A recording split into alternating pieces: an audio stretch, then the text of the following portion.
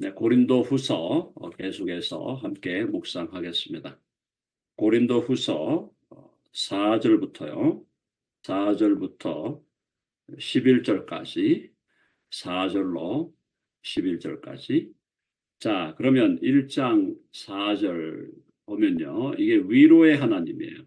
오늘 이 고린도 후서의 1장의 주제가 위로의 하나님, 우리를 위로하시는 하나님인데, 지금 4절에 보면은 우리의 모든 환난 중에서 우리를 위로하사 우리로 하여금 하나님께 받는 위로로서 모든 환난 중에 있는 자들을 능히 위로하게 하시는 이시로다. 지금 위로의 순환이죠. 위로의 순환 혹은 위로의 내릿 사랑이라 할까요? 내릿 위로라고 할까요? 자, 그래서 지금 바울과 디모데 그리고 실라 이게 한 팀이었죠. 바울과 실라와 디모데가 한 팀이었는데 이 한 팀이 선교를 다니면서 너무나 많은 환난을 당했습니다. 돌로 치려고 하는 것을 맞기도 하고 또 피하기도 하고 그다음에 뭐 채찍으로 막 때리기도 하고 또 잡아서 그냥 죽이려고 하기도 하고 온갖 고난을 그다음에 강도의 위협과 또 중간중간에 숨어가지고 암살하려는 사람들, 매복해 있는 범죄자들, 그리고 또 로마와 유대인들의 그 관계와 말할 수 없는 환란을 당하는데 그 환란 중에서 모든 환란 중에서 우리를 위로하셨다. 하나님께서 자, 이 환란을 바울과 같은 믿음의 사람들이 이 환란을 어떻게 견뎠을까라고 할 때 그 비결이 바로 하나님의 위로가 있었다라는 겁니다.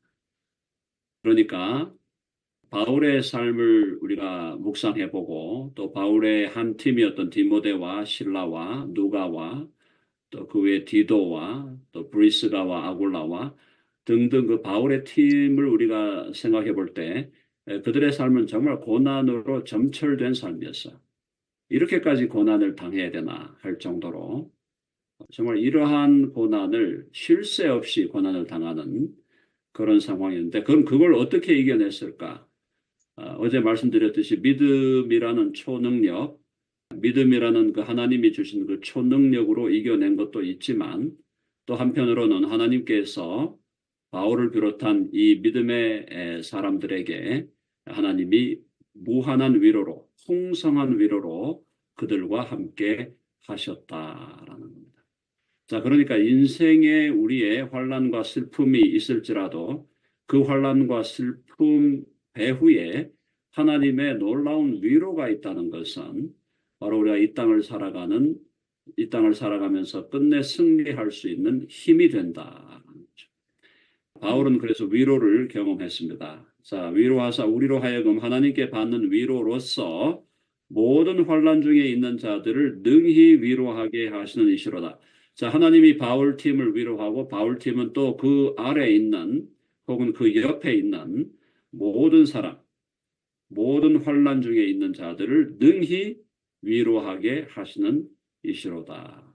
바울이 고난당함으로 말미암아 바울 옆에 있는 동료들 또 바울을 통하여 복음을 받은 사람들 그런 사람들을 함께 위로할 수 있는 위로의 순환 체계, 위로의 사이클이 형성되었다라는 거죠. 우리가 여기서 정말 중요하게 깨달아야 될 것은 내가 고난당하고 환난을 당한 것이 결코 무익하지 않다라는 겁니다. 내가 환난당하고 고난당하고 슬픔을 당한 것은 첫째로 하나님으로부터 하나님께서 나의 믿음을 견고하게 하려는 의도와 목적이 이루어지는 수단과 방법이 될 뿐 아니라 내가 고난과 환난을 당할 때 하나님께서 나를 위로하셨던 그 위로로 인하여 우리는 옆에 있는 다른 형제와 자매들을 또한 위로할 수 있다라는 것이죠. 그러니까 위로 자본이 우리에게 생기는 겁니다. 그러니까 하나님으로부터 얼마나 많은 내가 위로를 받았나 그것이 나에게 자본이 되어 다른 사람을 위로할 수 있게 된다는 거기 때문에 이 땅에서 여러분 슬픔과 고난을 당하는 것이 절대로 부정적이거나 그것이 마치 하나님이 우리를 손해보게 하려 하신다거나 우리를 저주하게 하신다거나 이런 식의 부정적인 생각은 결코 우리 복음을 받아들이는 복음주의자들에게는 결코 있을 수 없는 일이다라는 것이죠. 자, 5절. 이게 이제 진리 명제거든요. 이거는 진리를 진술한 거예요. 혹은 사실을 진술한 겁니다. 무슨 뜻인가 하면은 그리스도의 고난이 우리에게 넘친 것까지. 여기서 그리스도의 고난은 그리스도가 당하는 고난이 아니라 우리가 그리스도를 위하여 당하는 고난이에요. 우리가 그리스도를 위하여 그리스도의 복음을 위하여 당하는 고난. 내가 그 당하는 고난이 우리에게 넘친 것 같이 넘치는 고난이에요. 참 인간적으로 생각하면 무서운 일이죠. 인간적으로 생각하면 무서운 일입니다. 재앙이 오는데 1차 재앙이 와서 이제 괜찮겠지 했는데 2차로 오고 또 괜찮겠지 했는데 3차가 오고 괜찮겠지 했는데 4차가 오고 계속 오는 겁니다. 환난과 고난과 시련이 계속해서 넘치도록 고난이 오는 거예요. 사실 우리의 인생을 돌아볼 때 그러한 시기가 분명히 있었죠. 네, 그러한 시기가요. 인생 전체가 고난으로 넘치는 고난으로 충만했던 사람들도 우리 여기 바울과 같은 사람들이 있었지만 저와 여러분과 같은 이런 보통 사람들의 삶 속에서도 우리가 왜 이런 고난이 계속 닥칠까? 왜 이런 고난이 연차적으로 계속 1번 고난 왔는데 좀 괜찮겠지 했는데 2번이 오고 좀 괜찮겠지 했는데 3번이 오고 좀 낫겠지 했는데 4번이 오는 이런 고난의 연속된 우리 고난의 시련을 우리도 인생의 어떤 시점에서는 다 경험을 했었다라는 거죠. 그게 왜 그랬냐? 그리스도의 고난이 우리에게 넘친 것 같이 우리가 받는 위로도 그리스도로 말미암아 넘치는 도다. 고난이 넘친 것처럼 위로도 넘치게 하시려고 하나님께서는 그렇게 역사하신다. 사랑하는 여러분, 이왕 고난 당하고 이왕 시련을 당하고 이왕 슬픔을 당할 것 같으면은 세상 일 하다가 인간적인 욕심 추구하다가 당하지 말고 오직 그리스도와 그의 나라와 그의 복음을 위하여 살다가 고난받고 시련을 당하고 환난을 당하고 슬픔을 당하는 저와 여러분 될 수 있기를 간절히 바랍니다.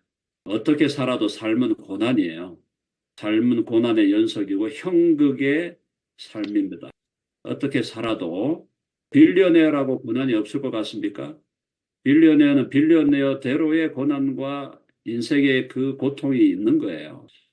고통과 고난의 총량제라는 게 있잖아요.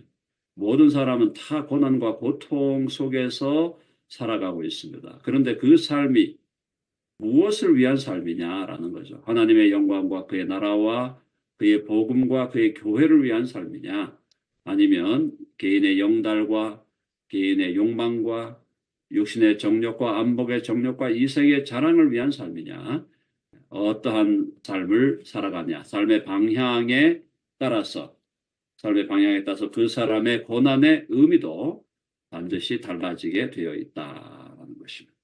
그렇게 4절, 5절 바울이 정리해주고 6절에 가보니까요. 우리가 환난 당하는 것도 너희가 위로와 구원을 받게 하려는 것이요. 이렇게 지금 논리적인 순서를 한번 당겼습니다. 무슨 뜻인가 하면 우리가 환난 당했다. 바울팀이 환난을 당했어요. 그러면 이 환난 당하면 그 다음에 순서는 하나님이 그들을 위로하는 겁니다. 그렇죠? 순서가요. 우리가 환난 당하는 것은 하나님이 우리를 위로하게 하심이라. 그 다음에 그 단계를 빼고 바로 뭐라고 얘기하고 있냐면은 너희가 위로와 구원을 받게 하려는 것이다. 우리가 환난 당함으로 결국은 너희에게 위로가 주어지게 되어 있다. 이렇게 지금 설명을 하고 있고요. 그 다음에 우리가 위로를 받는 것도, 하나님으로부터 우리가 위로를 받는 것도 결국에는 이 위로가 너희 속에 역사하여 우리가 받는 것 같은 고난을 너희도 견디게 하느니라. 자, 그러니까 바울팀이 고난당해가지고 그 고난당한 것 때문에 오히려 바울에게 지금 복음을 받은 고린도 교회 성도들이 위로를 받고 구원을 받고, 동시에 또 바울팀이 위로를 받는 걸 통해서 또 바로 너희들로 하여금 위로를 받아 너희가 고난도 결국은 견디게 한다는 것. 바로 이 고난과 위로의 사이클 혹은 고난과 위로의 그 선순환, 바로 이것에 대해서 바울이 명확하게 설명하고 있습니다. 자, 그래서 오늘 이 4, 5, 6절을 통해서는 고난이 하나님께서 절대로 고난은 무의미하게 고난을 낭비하시지 않는다라는 겁니다. 자, 한번 해봅시다. 무의미한 낭비되는 고난은 없다. 여러분 아멘 하시죠? 사랑하는 사람이 먼저 죽었다든가 내가 암에 걸려서 투병을 한다든가 내 사랑하는 자녀들이 너무나 극심한 고통과 슬픔 속에 살아간다거나 어떠한 인생의 아픔과 시련이 있을지라도 또 내 가족들이 나보다 먼저 세상을 떠나고 또 내 삶의 현실은 인간적으로 볼 때 너무나 부정적인 것으로 가득 차 있어 보일지라도 그 모든 고난은 그 모든 환난과 고난은 유의미한 것이고 의미가 있는 것이고 절대 하나님께서 그것을 낭비하게 하시지 않는다라는 겁니다. 그러니까 우리는 어떻게 이 땅을 우리는 어떻게 살아갈 수 있습니까? 우리는 담대함으로 우리는 자신감을 가지고 어려움과 환란이 없다는 거 아닙니다. 어려움과 환란은 그냥 주어진 거예요. 기분이에요. 기분. 어려움과 환란은 절대 사라지지 않습니다. 절대 사라지지 않습니다. 내 나이가 이제 80인데 곧 90을 바라보는데 이제 고난과 슬픔은 없겠지. 착각하지 마십시오. 더 어떤 고난과 어떤 시련이 올지 우리는 알 수 없어요. 우리의 삶 속에서는 내가 삶이 이제 그만큼 고난 당했으니까 이제 뭐 괜찮겠지. 뭐 이 정도 내가 고난 당했는데 또 고난이 올까? 착각하지 마십시오. 또 고난은 찾아옵니다. 그래서 이 고난과 고통과 환난의 문제를 우리는 주님 안에서 바라보는 시각을 가지고 모든 고난은 의미가 있고 가치가 있고 목적이 있고 또 모든 고난은 절대 하나님께서 낭비하지 않으신다. 하나님은 그걸 통해서 하나님의 놀라운 계획을 이루시고 하나님의 영광을 드러내시고 하나님께서 또 찬양을 받으실 줄로 믿습니다.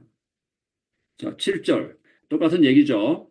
고난과 위로는 함께 온다는 겁니다. 해봅시다. 고난과 위로는 함께 온다. 자, 지금 바울이 고린도 교회의 성도들, 이 교회가요, 그렇게 성수한 교회가 아니에요. 문제가 많았던 교회입니다. 그런데도 이 교회에게 지금 편지를 쓰면서 너희를 위한 우리의 소망이 견고하다. 나는 너희를 향하여 견고한 소망을 갖고 있다. 흔들리지 않는 소망을 갖고 있다. 담대한 이야기죠. 흔들리지 않는 견고한 소망을 갖고 있는데 그 소망이 뭐냐면 너희가 고난에 참여하는 자가 된 것 같이 위로에도 그러할 줄을 알미라. 자, 고난당하는 것으로 낙심하지 말라. 고난당하는 것으로 절망하지 말라는 거죠. 그 고난 속에서 하나님의 위로가 빛나고 하나님의 위로가 넘치고 하나님의 위로가 우리를 감싸므로 또 우리가 고난당하고 위로당하는 걸 통해서 우리는 또한 다른 사람을 위로할 수 있게 되는 놀라운 역사가 우리에게 주어져 있다라는 것입니다. 사랑하는 여러분, 그래서 우리는요, 우리의 삶 속에 나타나는 어떠한 현실이든 어떠한 상황이든 우리는 궁극적으로 긍정적인 관점에서 바라보게 된다는 겁니다. 자, 한번 해볼까요? 절대 긍정의 신앙, 또 한번요, 절대 감사의 신앙. 여러분 아멘 하시죠? 모든 상황에 대해서 긍정적 관점을 가져야 되는 거예요. 그래서 예수님을 믿는 사람은 그렇기 때문에 밝을 수밖에 없는 거예요. 고난이 오고 슬픔이 오기 때문에 아픔을 느끼지 말라는 게 아니라 고난과 슬픔을 우리는 경험하면서도 그것을 하나님의 관점에서 긍정적으로 감사의 제목으로 우리는 그것을 재해석할 수 있는 초능력을 부여받았다. 자, 한번 해봅시다. 재해석하는 초능력을 받았다.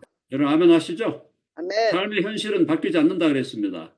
삶의 현실이 바뀐다라고 얘기하는 것은 그것은 기만이에요. 그것은 그냥 종교라는 이름으로 아편을 파는 거예요. 종교라는 이름으로 아편을 판다는 건 뭐냐? 괜찮아질 거야, 괜찮아질 거야. 그게 아닙니다. 우리의 인생은 주님이 우리를 부르실 때까지 서로서로가 알 수 없는, 서로서로가 모두가 다 알 수 없는 고난과 슬픔을 우리는 경험하게 된다는 거예요. 그럼에도 불구하고 우리는 그 모든 사항을, 모든 그 현실을 긍정적인 관점에서, 감사의 관점에서 재해석할 수 있다. 자, 8절에 보니까 바울의 고난 당한 것이요. 얼마나 고난 당했는지 여기 지금 8절에 나와 있잖아요. 형제들아, 우리가 아시아에서 당한 환난을 너희가 모르기를 원하지 아니하노니. 자, 너희들이 우리가 아시아에서 환난을 어떻게 당했는지 알았으면 좋겠다라고 하면서 힘에 겹도록 심한 고난을 당했다. 그렇게 되어 있어요. 힘에 겹도록 심한 고난을 당하여 살 소망까지 끊어졌다. 이건 뭐야? 거의 절망, 거의 뭐 절대적 절망에 이르렀다는 거죠. 힘에 겹도록 도무지 이겨낼 수 없는, 인간의 힘으로는 이겨낼 수 없는 심한 고난을 당하여 살 소망까지 끊어졌다. 바울이 그렇게 고난 당했다는 겁니다. 아니, 바울이 무슨 험한 죄를 지었습니까? 바울이 주님께로 돌아온 다음에 그가 정말 주님 앞에서 물론 허물 지고 부족한 삶을 살았을 수 있죠. 그에게도 불완전함이 있었기 때문에 사실은 마가를 데리고 가냐 안 데리고 가냐는 것 때문에 바나바하고 싸우기도 하고 바울에게도 인간적인 면이 분명히 있었어요. 자, 그럼에도 불구하고 바울의 삶 속에서 정말 그 한 방향으로 직진하고 있는 삶이었잖아요. 복음을 위하여, 그리스도를 위하여, 교회를 위하여 완전히 한 방향으로 직진하는 그의 삶에 왜 이런 고난이 오냐 말이죠.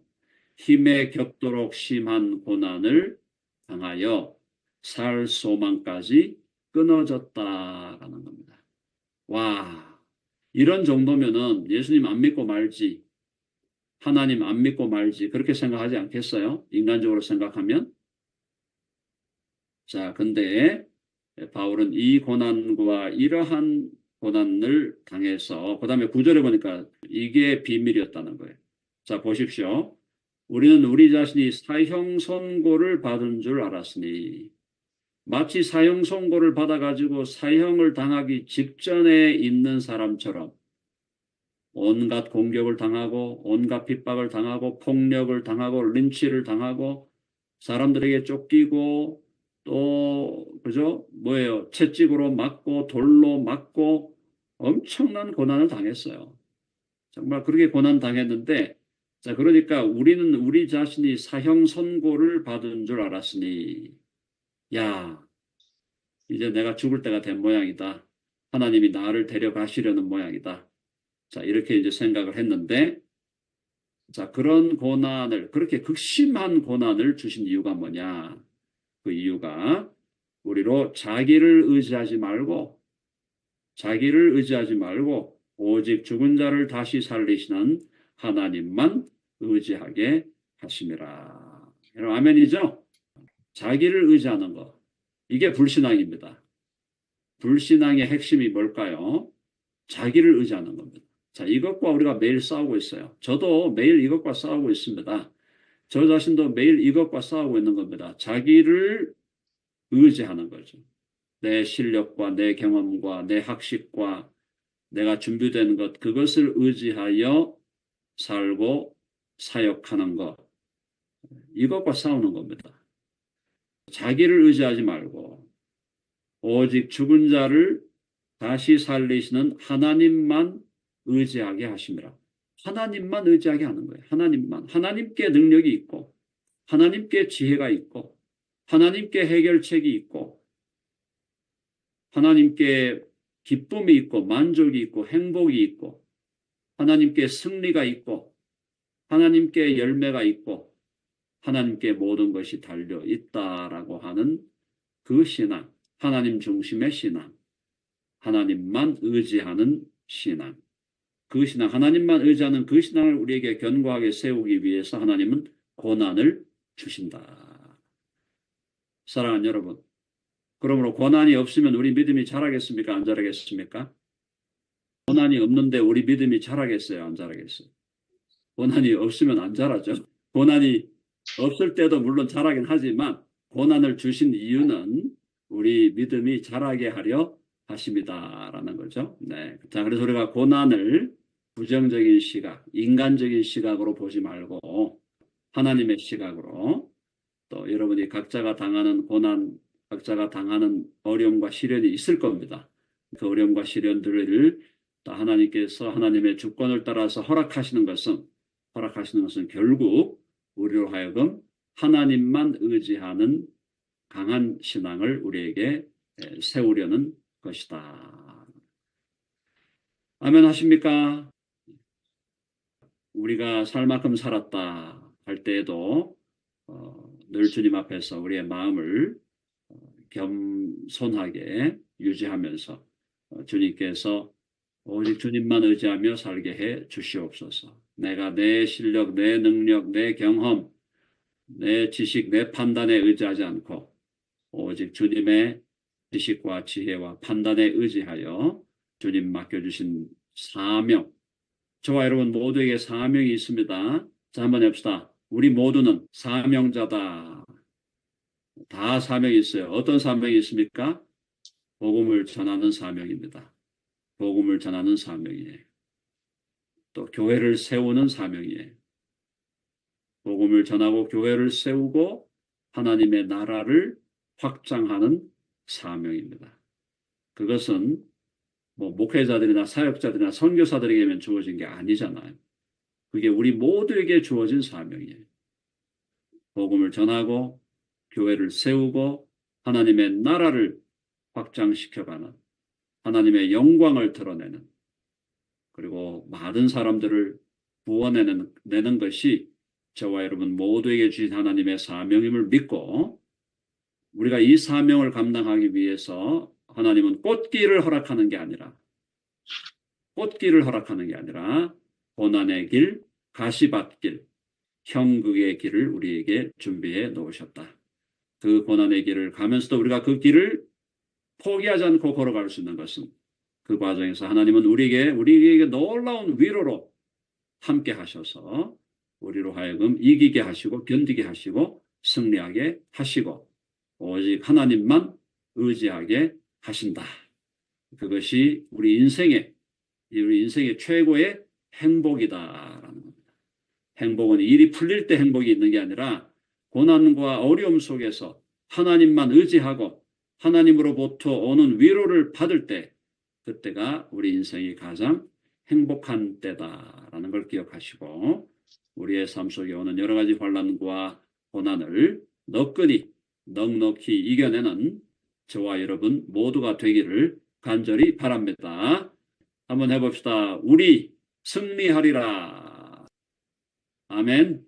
네, 우리는 반드시 이기고 또 이길 것입니다. 중간중간에 패배가 있고 중간중간 자잘한 실패가 있을 수 있지만 우리는 끝내 승리하고 이기고 하나님께 영광을 돌리게 될 줄로 믿습니다.